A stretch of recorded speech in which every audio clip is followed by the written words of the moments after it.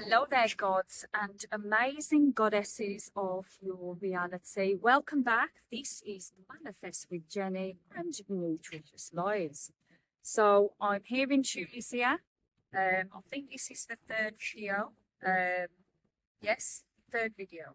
Third day, third video. And you can see it's absolutely glorious again. The weather is. But however, it's that time of the month for me, so I'm bloody irritated. And that's a great place to start because today's video, I'm going to keep it to 10 minutes if I can. I like to waffle, you know I do, is about hormones and manifestation.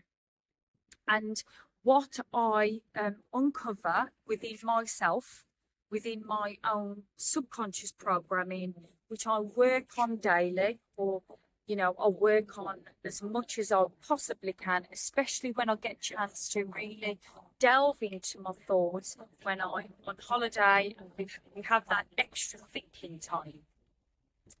So, hormones, manifestation, and particularly what it does to me. So, I've been blessed in one sense when it comes to hormones because I don't have pain. I've never had pain. I've had the lead up being very hungry and very irritated. This is what it seems to do. And I've kind of really given myself time to think what it is particularly for me. So it throws up stories that I still clearly need to work on.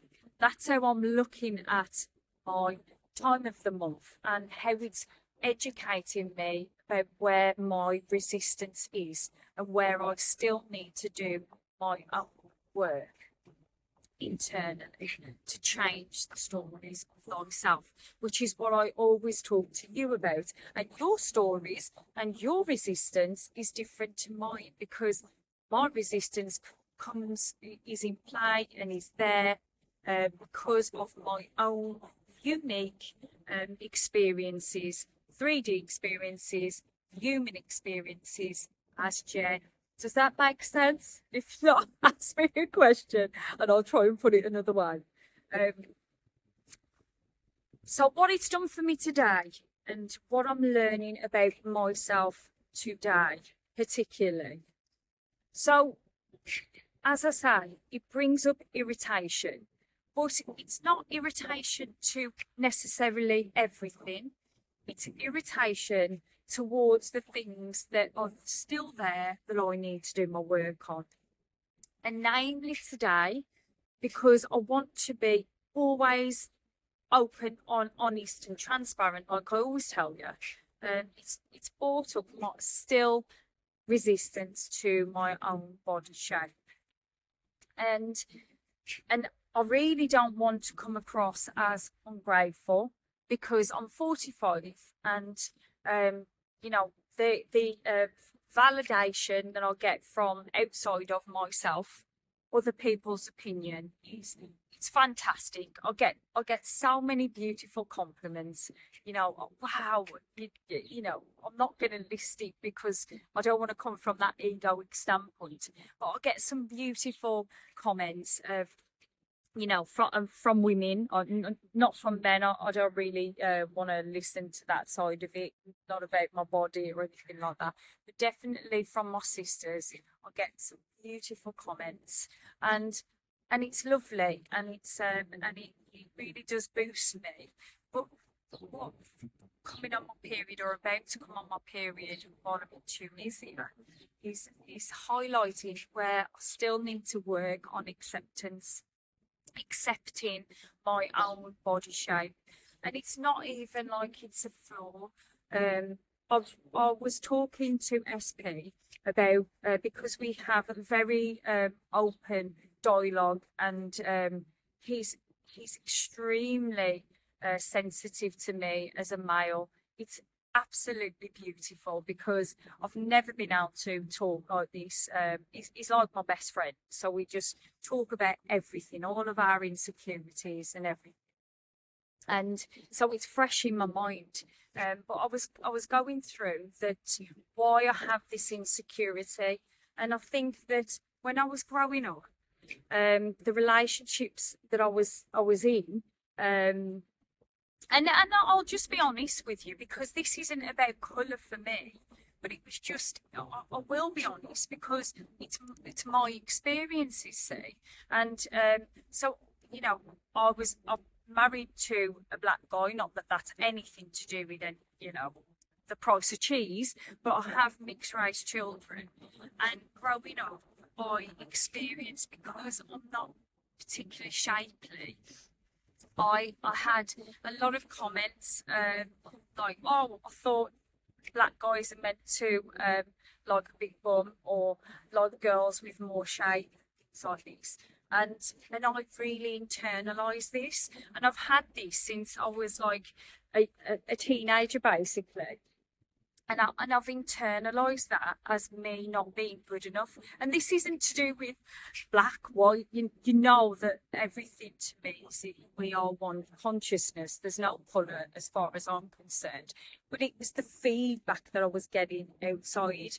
And so because I felt like my body shape wasn't good enough, I internalized that. And so it made me really want to be different because of that.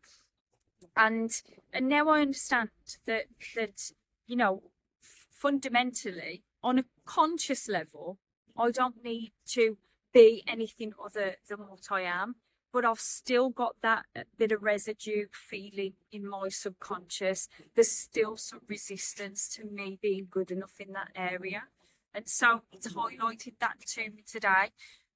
But the reason why I'm giving you this and telling you this, it's because I was speaking to a girl at the gym who's the opposite to me. She's shapely, so I've saw her working out at the gym, and she hasn't got much of a chest, but she's shapely with, you know, with her bottom and that type of shape, and that would be the type of girl that I would have looked at and longed to be like.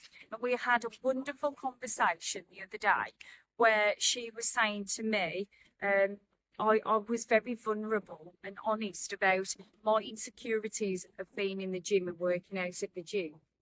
And she mirrored me back with saying, I feel exactly the same, but I would look at someone like you who was very slender and bigger up top, and feel insecure about myself. And now, I'm going on a journey of accepting my body shape, and this is that's the beauty of it. You know, the beauty is that when you're on a journey and your agenda is to relate to, for me, other women especially, and to evolve to be an empowerment for women, be that they're opposite to me, you know, skin colour, hair. It's not about our shape; it's about us relating to each other in that way. And so she mirrored back to me exactly that she felt insecure about me. And so it's a beautiful way to keep working on this resistance for me, because I really need to just be happy in my own skin, and I'm working towards it, guys. But again, going back to the hormones, so because it's the lead up to my period, it's actually showed me that I've still got a little bit of resistance in that area. Went to the gym, and there was a nice, beautiful, shapely lady in there, and it brought out a little bit of insecurity within me. And not that it made me like act out and go all crazy, but it was an internal thing that my thoughts were telling me. And this is where we need to really delve into thyself and look within and listen to what your brain is actually telling you. So yeah, I've done 10 minutes, and I don't want to go over that. But it's a booster to say. And then when I've spoke to other women, they've gone, Jen, what are you talking about? You've got nothing to feel insecure about. but it's not. It's not because it's not an insecure thing that's out of control. It's something that I've carried around with me for years, on a subconscious level, and so to actually to undo that programming takes time. It takes patience. It takes being very kind to yourself, girls. So I want that for you. So I want it for me. So very vulnerable. And if you want to reach out and ask me any questions and talk about this, with me, just so we can boost each other. It's a lovely thing. So I'll love and leave you there. I don't know whether I'll have time to do another video later because we are going out. We've got a nice little excursion planned, so I'll see. But I'm sending you lots of love as always, and I hope you're having a wonderful day, whatever you're doing, and I'll see you the next one. Bye. Ooh.